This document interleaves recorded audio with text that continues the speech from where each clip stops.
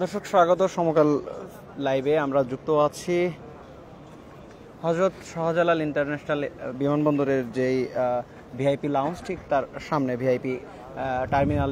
এই টার্মিনাল দিয়ে কিন্তু কিছুক্ষণের মধ্যেই ডক্টর মোহাম্মদ ইউনূস বিমানবন্দর ত্যাগ করবেন। এর আগে দুপুর 2:10 কিন্তু বহনকারী ডক্টর মোহাম্মদ ইউনূসকে বহনকারী যেই বিমানটি রয়েছে এমিরেটস এয়ারলাইন্সের, সেই বিমানটি কিন্তু ইতিমধ্যে ল্যান্ড করেছে। এরপরে তিনি বিমানবন্দরের ভেতর থেকে সাংবাদিকদের সাথে কিন্তু মতবিনিময় করেছেন।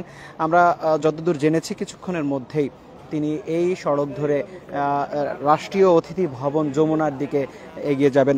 এবং এই যে বিমানবন্দরের ভিআইপি টার্মিনাল, সেই টার্মিনালে কিন্তু সকাল থেকে আমরা যেমনটি লক্ষ্য করেছি নিরাপত্তা জোরদার করা হয়েছে। এবং নিরাপত্তা জোরদারের মধ্য দিয়ে তার যেই রাষ্ট্রীয় প্রোটোকল সেটি কিন্তু শুরু হয়েছে। এখানে সেনা, বিমান বাহিনীর পাশাপাশি নৌবাহিনী প্রধানরাও কিন্তু ডক্টর মোহাম্মদ ইউনূসকে স্বাগত জানাতে বিমানবন্দরের ভিতরে প্রবেশ করেছিলেন। সেখানে পুলিশ প্রধান এবং র্যাব প্রধানও কিন্তু তারা সেখানে ছিলেন। এটি আসলে আমরা কিছুক্ষণ আগের খবর বলছিলাম। এবং ডক্টর মোহাম্মদ ইউনূস ভেতরে সাংবাদিকদের সাথে ব্রিফিংয়ের সময় যেটি বলেছে সেটি যদি আপনাদেরকে জানাতে চাই, তিনি জানিয়েছেন যে তরুণরা এই দেশ স্বাধীন করতে পেরেছে, তারা এটা মনের মতো করে গড়ে তুলতে পারবে বলে মন্তব্য করেছেন।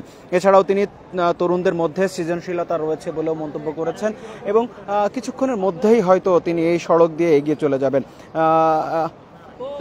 তিনি তরুণ ছাত্র সমাজ যারা আন্দোলন করেছেন তাদের প্রতি কৃতজ্ঞতা প্রকাশ করেছেন এবং বলেছেন তরুণরা দেশকে পুনর্জন্ম দিয়েছে।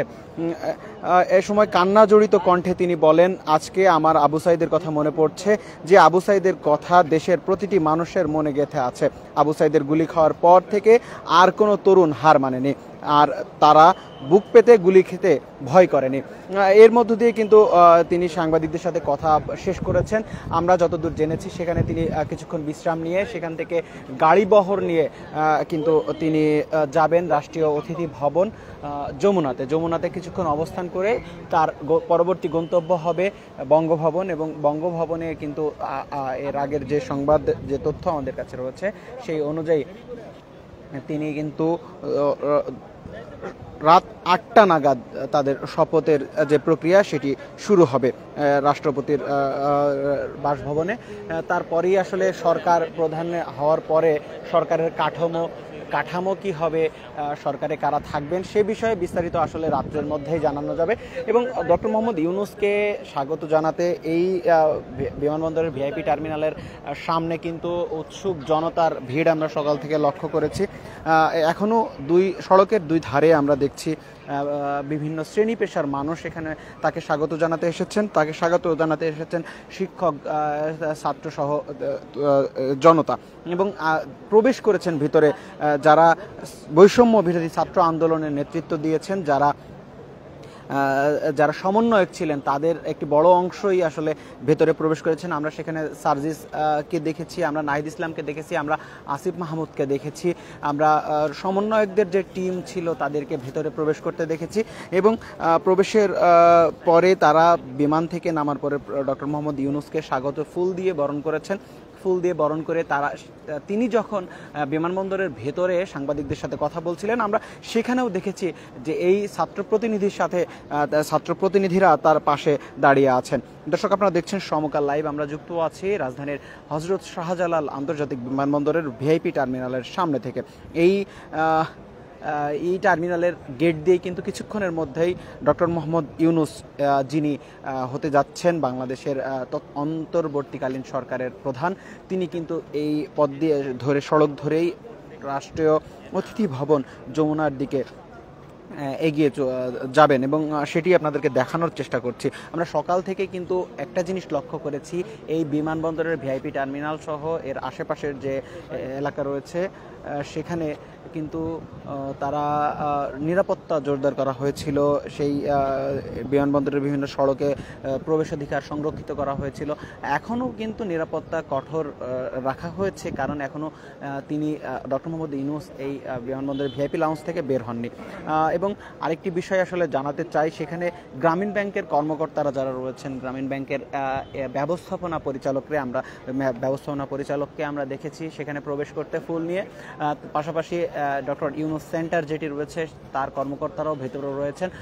আর শিক্ষক প্রতিনিধি আসিফ নজরুলকেও আমরা দেখেছি, তিনিও ভিতরে রয়েছেন। অর্থাৎ বলা যায় এই যে গণ অভ্যুত্থান ঘটলো, সেই অভ্যুত্থানের যারা নেতৃবৃন্দ সামনে এবং পেছনে থেকে যারা নেতৃত্ব দিয়েছেন তারা সকলেই ডক্টর মোহাম্মদ ইউনূসকে স্বাগত জানাতে এই বিমানবন্দরে ছুটে এসেছেন।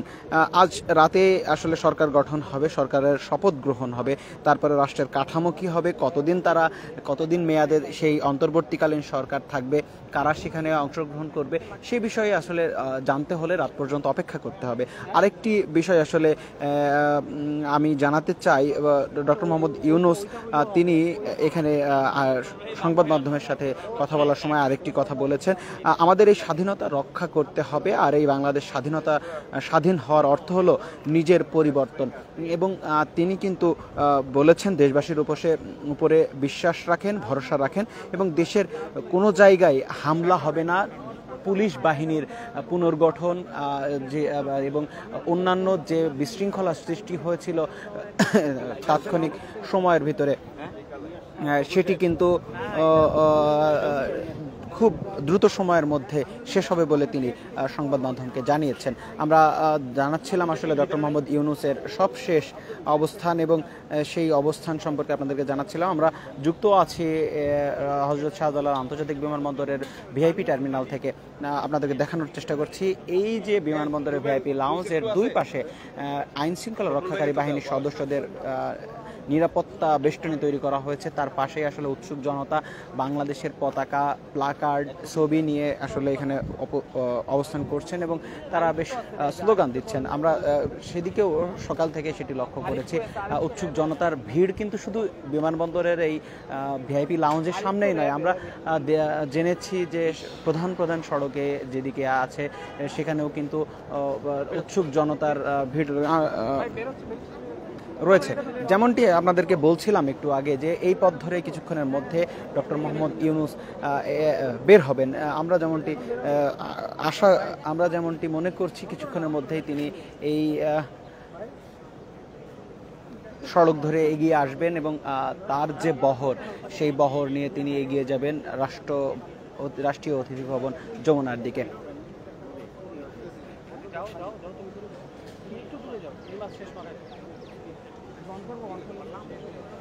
দর্শক, আপনারা দেখছেন সমকাল লাইভ, যুক্ত আছি আমি সাইমন মুবিন পল্লব। আপনারা কে কোথা থেকে এই লাইভটি দেখছেন মন্তব্য করতে পারেন। সরকার গঠন নিয়ে আপনাদের কোনো মতামত থাকলে সেটিও কিন্তু জানাতে পারেন। ডক্টর মোহাম্মদ ইউনূস কিন্তু আজ সরকার প্রধান হিসেবে শপথ নিচ্ছেন, সেই বিষয়ে আপনাদের মতামত কি সেটিও মন্তব্যের ঘরে জানাতে পারেন। সব মিলিয়ে যদি এখানকার পরিস্থিতি জানাতে চাই যে নিরাপত্তা বেষ্টনীর মধ্য দিয়ে ডক্টর মোহাম্মদ ইউনূসকে স্বাগত জানানো হয়েছে। সেখানে শিক্ষক, ছাত্র প্রতিনিধিরা সেখানে ছিলেন এবং আমরাও অধীর আগ্রহে অপেক্ষা করছি কখন তিনি এখানে আসলে উপস্থিত হন, এই এয়ারপোর্ট ত্যাগ করেন, সেই অপেক্ষায় এখন পর্যন্ত আছি। এখন আসলে তিনি এখান থেকে বের হয়ে রাষ্ট্রীয় অতিথি ভবন যমুনাতে যাবেন এবং এর মধ্য দিয়ে কিন্তু নতুন অন্তর্বর্তীকালীন সরকারের যে রূপরেখা, তাদের যে প্রক্রিয়া, সেটি কিন্তু শুরু হবে। তো এয়ারপোর্ট ঢাকা আন্তর্জাতিক বিমানবন্দর, শাহজালাল আন্তর্জাতিক বিমানবন্দর থেকে এই ছিল আমার কাছে সর্বশেষ। পরবর্তীতে যে কোনো তথ্য আপনাদেরকে পেলে সাথে সাথে জানাবো। ডক্টর মোহাম্মদ ইউনূস দেশে ফিরেছেন, তার হাতে, তার নেতৃত্বেই নতুন সরকার, অন্তর্বর্তীকালীন সরকার গঠন হবে আমরা যেমনটি জানাচ্ছিলাম। সে বিষয়ে সবশেষ তথ্য পেলে সাথে সাথে আপনাদেরকে জানাতে চেষ্টা করব এবং আপনারাও আপনাদের মতামত জানাতে পারেন। এছাড়া সর্বশেষ তথ্য জানতে ভিজিট করতে পারেন www.সমকাল.com ওয়েবসাইটে। আমাদের সাথে থাকার জন্য ধন্যবাদ।